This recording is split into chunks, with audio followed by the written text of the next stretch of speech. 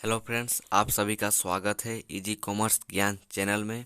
तो गाइस, आज के इस वीडियो में क्लास 12 बिजनेस स्टडी सब्जेक्ट का पहला चैप्टर प्रबंध की प्रकृति एवं महत्व को पढ़ेंगे। वीडियो स्टार्ट करने से पहले यदि हमारे चैनल को आपने अभी तक सब्सक्राइब नहीं किया तो प्लीज़ सब्सक्राइब कीजिए, साथ ही बेल आइकन को प्रेस कर लीजिए। तो चलिए वीडियो को स्टार्ट करते हैं। पहला, प्रबंध का अर्थ। प्रबंध का अर्थ को एक चित्र के माध्यम से समझ सकते हैं। आप जो देख रहे हैं, एक खड़ा बॉस वो सभी बैठे अधीनस्थ कर्मचारी को मॉनिटर कर रहा है, उन्हें समझा रहा है कि क्या करना है, कैसे काम को करना है, उनका एक तरह से मार्गदर्शन कर रहा है। तो ये एक मैनेजमेंट का कार्य कर रहा है, तो इसी को प्रबंधक कहेंगे। ये जो प्रबंधक होता है ये सभी जगह विद्यमान होता है, चाहे वो छोटा संगठन हो, बड़ा संगठन हो, लाभकारी हो या गैर लाभकारी, सभी जगह प्रबंध पाया जाता है। तो चलिए इसका अर्थ को समझते हैं। इसका अभिप्राय काम को कुशल एवं प्रभावी ढंग से करने के लिए कार्यों के समूह, नियोजन, संगठन, नियुक्तिकरण, निर्देशन व नियंत्रण को संपन्न करने से है। अर्थात हम कह सकते हैं कि प्रबंध वह प्रक्रिया है जिसमें लोग समूह में कार्य करते हैं तथा निर्धारित लक्ष्य को कुशलता से प्राप्त करते हैं। अब समझते हैं कि कुशलता और प्रभावपूर्णता क्या है। पहला, प्रभावपूर्णता का अर्थ। प्रभावपूर्णता का तात्पर्य काम को समय से पूरा करने से है एवं उस काम को पूरा करने में कितने ही लागत क्यों ना आ जाए। अब कुशलता का अर्थ समझते हैं। कुशलता, इसका तात्पर्य काम को न्यूनतम लागत पर पूरा करने से, कम से कम लागत में पूरा करने से है। अब प्रबंध की विशेषता को समझते हैं। पहला, प्रबंध उद्देश्य प्रधान प्रक्रिया है। देखिए, प्रबंध उद्देश्य प्रधान प्रक्रिया है। किसी भी संगठन के उद्देश्य अवश्य होते हैं। जितने भी संगठन हैं उनका एक उद्देश्य अवश्य होता है और इन्हीं लक्ष्य को प्राप्त करने की प्रक्रिया है। प्रबंध इन्हीं लक्ष्यों को प्राप्त करने की प्रक्रिया है। यह निर्धारित लक्ष्य को प्राप्त करने में सहायता करती है। दूसरा, प्रबंध सर्वव्यापी है। प्रबंध सभी स्थानों में विद्यमान है, चाहे वो छोटा हो, बड़ा हो, लाभकारी हो या गैर लाभकारी, सभी तरह के संगठन में हमें प्रबंध पाया जाता है। आप देख सकते हैं स्कूल में भी एक हेड सर होते हैं, वे सारे टीचर को मॉनिटर करते हैं। तो हम कह सकते हैं प्रबंध सभी जगह विद्यमान है।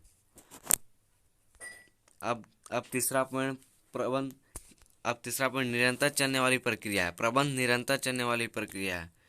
यह संगठन में जीवन भर चलती रहती है।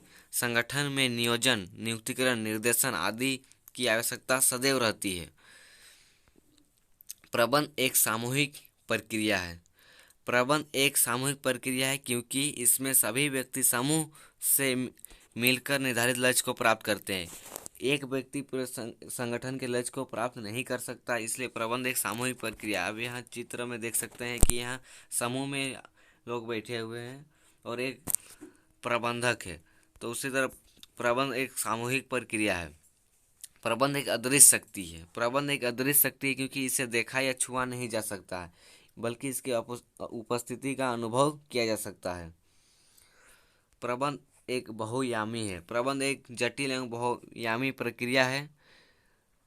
इसके प्रमुख आयाम निम्नलिखित है। पहला, काम का प्रबंध। प्रत्येक संगठन कुछ काम करने के लिए ही स्थापित किया जाता है। जैसे कारखाना में उत्पादन होता है, एक अस्पताल में रोगियों का इलाज होता है, एक विद्यालय में शिक्षा प्रदान किया जाता है। अतः कोई भी कार्य बिना प्रबंध के सुचारू रूप से नहीं चलाया जा सकता, इसलिए काम का प्रबंध करना आवश्यक है। अब लोगों का प्रबंध। मानव संसाधन अर्थात लोग किसी भी संगठन की सबसे बड़ी संपत्ति होती है। सभी कार्य लोग द्वारा ही किए जाते हैं, अतः यह आवश्यक है कि लोगों का प्रबंध किया जाए ताकि काम को सफलतापूर्वक पूरा किया जा सके। तीसरा, परिचालन का प्रबंध। एक संगठन के उद्देश्य को प्राप्त करने के लिए अनेक परिचालन अथवा क्रियाएं करनी होती है, जैसे उत्पादन, क्रय विक्रय, वित्त, लेखांकन, विकास आदि आदि। प्रबंध की आवश्यकता इन क्रियाओं को कुशलता एवं प्रभावपूर्णता से पूरा करने के लिए होती है।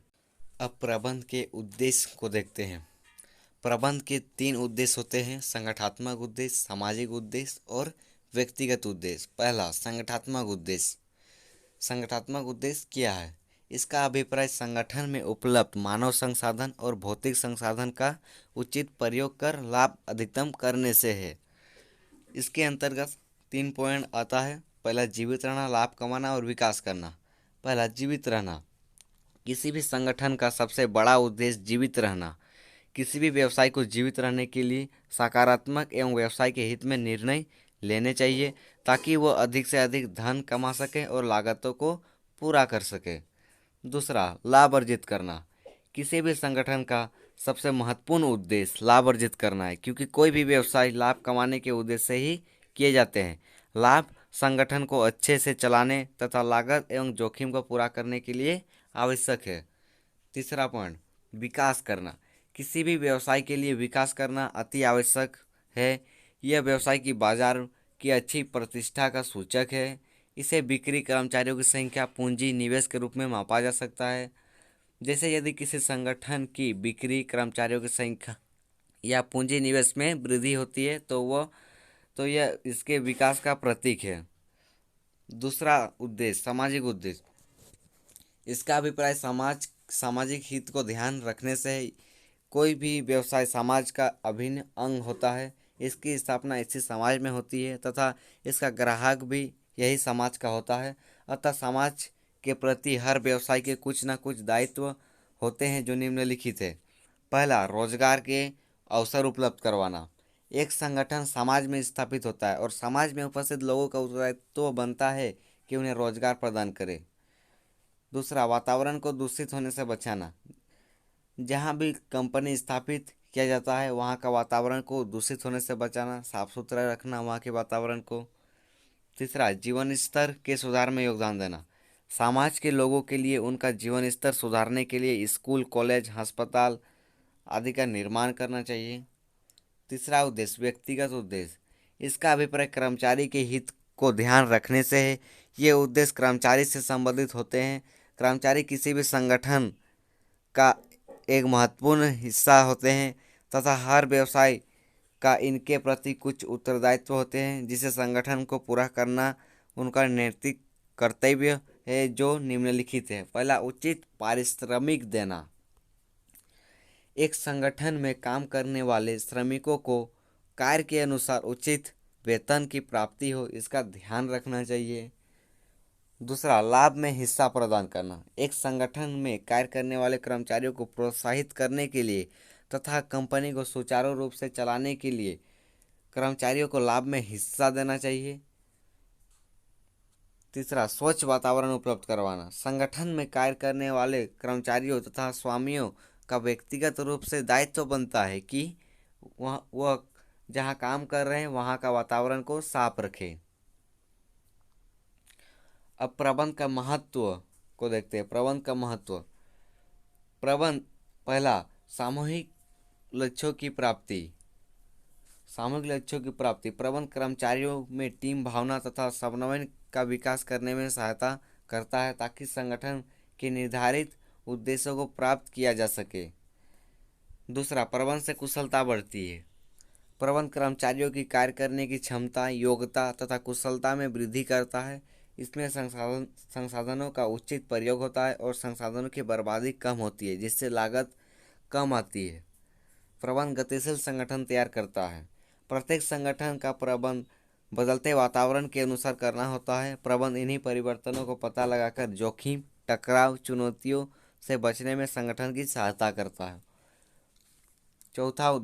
चौथा महत्व, प्रबंध उद्देश्यों की प्राप्ति में सहायक है। प्रबंध उद्देश्य प्रधान प्रक्रिया है। प्रबंध व्यक्तिगत उद्देश्य की प्राप्ति में सहायक है। प्रबंध व्यक्तिगत उद्देश्य की प्राप्ति में सहायक है। प्रबंध व्यक्तिगत उद्देश्यों को प्राप्त करने में सहायता करता है। यह कर्मचारियों को प्रोत्साहित कर व्यवसाय के व्यक्तिगत उद्देश्यों तथा संगठनात्मक उद्देश्यों में तालमेल बैठाता है। प्रबंध समाज के विकास में सहायक है। प्रबंध समाज के विकास में सहायता करता है। यह अच्छी गुणवत्ता वाली वस्तु, सेवाएं, रोजगार के अवसर प्रदान कर समाज के विकास में सहायता करता है। फ्रेंड्स, आज के लिए इतना ही। मिलते हैं नेक्स्ट वीडियो में। तब तक के लिए जय हिंद, वंदे मातरम। यदि आपको ये नोट्स चाहिए तो लिंक डिस्क्रिप्शन में दिया हुआ है, वहाँ से डाउनलोड कर सकते हैं।